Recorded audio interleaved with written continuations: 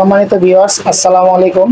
আপনারা বাংলাদেশের বিভিন্ন অঞ্চলগুলো দেখেছেন বন্যায় প্লাবিত হয়েছে, বিশেষ করে সিলেট, কুমিল্লা, ফেনী, এবং সেখানে দেখতে পেরেছেন প্রচুর পরিমাণে বন্যা হয়েছে এবং সেখানে মানুষের ঘর বাড়ি, গরু ছাগল, হাঁস মুরগি ইত্যাদি সবকিছুই নষ্ট হয়ে গিয়েছে বন্যার পানির কারণে।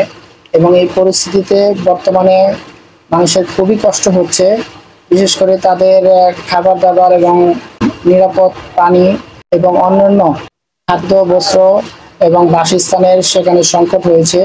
এবং আমরা এই সংকটে যে যতটুকু পারি একে অপরকে সাহায্য সহযোগিতা করব।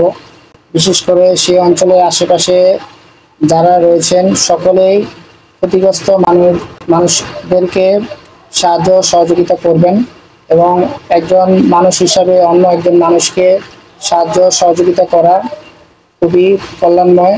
মহান আল্লাহ তাআলা আমাদের সকলকে তৌফিক দান করুক। এবং এই বন্যায় যারা ক্ষতিগ্রস্ত হয়েছেন এবং ছোট ছোট শিশু বাচ্চারাও সেখানে পানিবন্দী হয়ে পড়েছেন দেখতে পেরেছেন। এবং সেখানে অনেক মানুষ, আজকে প্রায় পানি উন্নয়ন বোর্ডের জরিপ অনুযায়ী 30 লাখেরও বেশি মানুষ বন্যায় ক্ষতিগ্রস্ত হয়েছে, যার কারণে সেখানে বিভিন্ন ত্রাণ সেখানে দিচ্ছে। মহান আল্লাহ তাআলা আমাদের এই বিপদ থেকে রক্ষা করুক। সকলে ভালো থাকবেন, সুস্থ থাকবেন। আসসালামু আলাইকুম ওয়া রাহমাতুল্লাহ।